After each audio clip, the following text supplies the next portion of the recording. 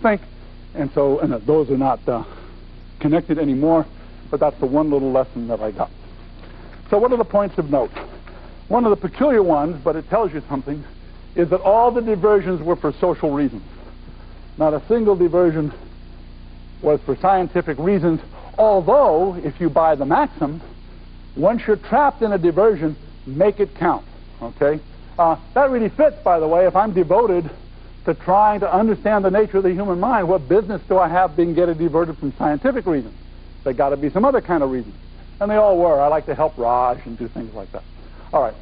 They all lasted a long time, but I always came back to the basic scientific issues, my basic scientific goal. All right. Well, there are other things besides diversions. I mean, desires and diversions, the talk is over. We've gotten through the title. That's all we have to do. Not quite. There are some other things. There are failures, for instance. So let's talk about failures.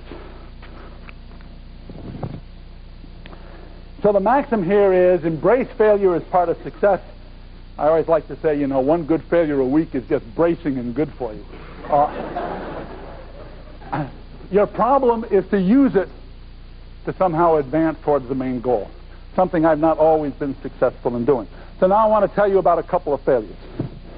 Here's the first one. It's a system called Merlin, which I did with Jim. You'll notice a subtle shift. In the previous thing where I was talking about these diversions, the name came first and the project second.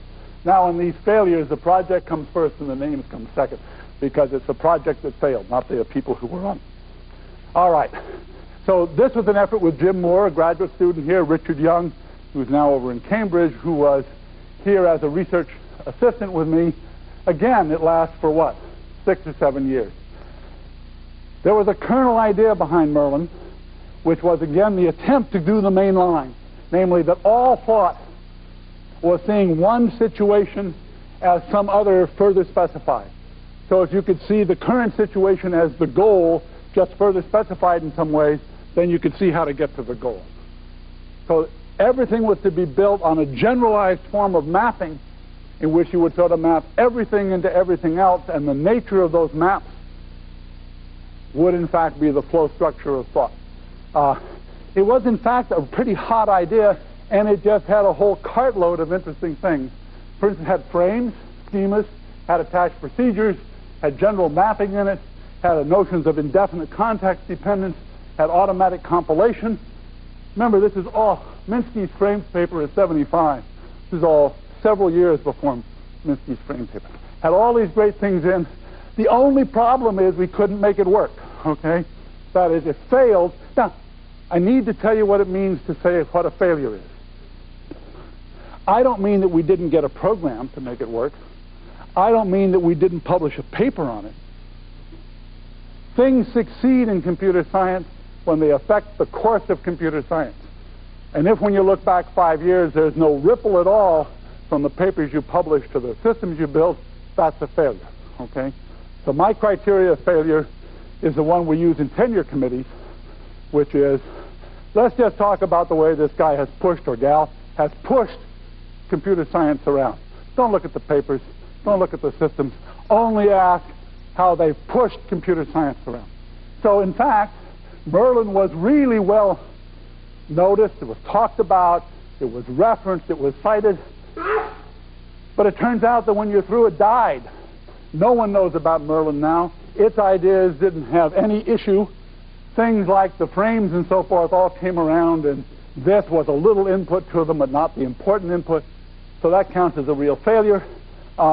Furthermore, we didn't even learn that the idea was wrong. It's a very seductive idea, may actually be right. Okay, I salvaged almost nothing for the for my main goal, because in fact I couldn't even learn that the idea was wrong, except for one small technical idea which nobody except myself and you all in a moment will know about, which is that the way we constructed Merlin, which was a structure which was a mapping of something which, when you tried to map it on something else, would lead to building a further mapping and building a further mapping. These were called beta structures. Those were, in fact, local computations. that is the associated attached procedure to each mapping, which would be the compilation of how to actually make it work, was in fact the view from that point, and never a global view of what the entire cognitive context was. And so what I learned out of that was that we had, in some sense, produced the inverse system from what we wanted to produce. What we really wanted was a system with a single mind's eye. You'll all recognize production systems in that.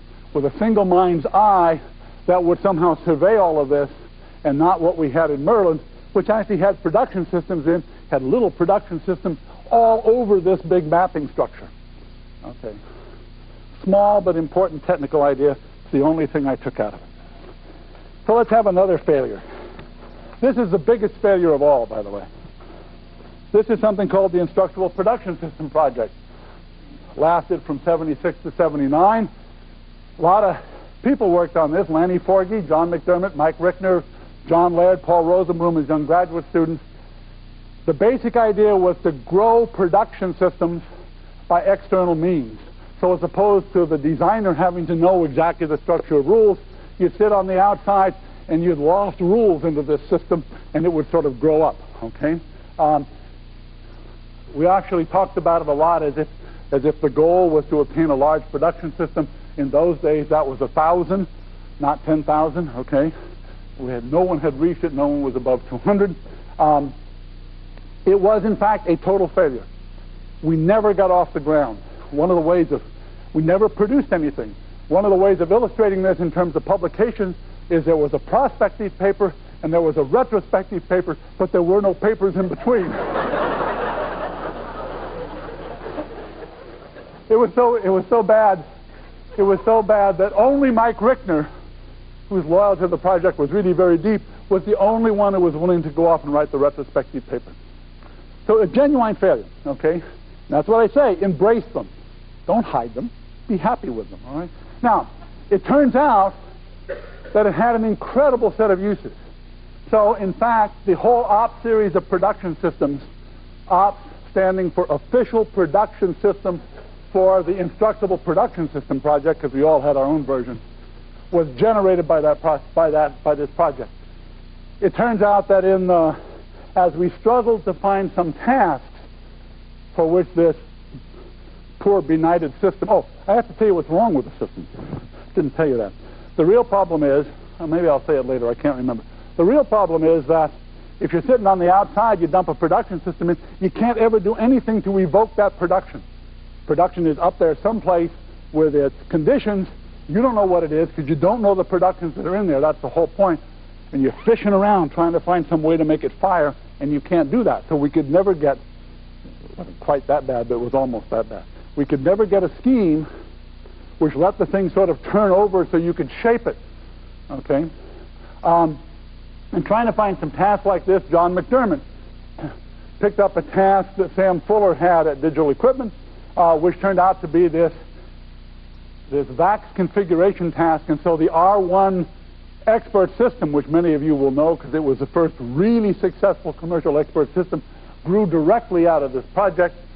The notion of universal weak methods, something that John Laird and I did, grew out of this project. And in fact, Mike went and had a fairly large influence around this campus in getting engineering AI going in engineering circles. So the yield from this failure was actually pretty good. So what did I salvage from this? Because success, that is yield, in terms of uses of the failure, sort of helps justify spending all those years, but it doesn't lead to the main line. So I salvaged essentially several important things. This was the launching pad. This failure was the launching pad for SOAR. It was out of this that we understood that you had to do something, here it is, that you had to do something with productions as sort of a flat organization. You needed to put another organization on top of it. That organization turned out to be problem spaces. We also understood that you needed default methods so that when the system wasn't dealing with your productions that you threw in there, it would always have something that would keep it turning over. That turned out to be the universal weak method. Both of these turned out to be central in SOAR. So it was, in fact, the launching pad. So the yield was actually pretty good.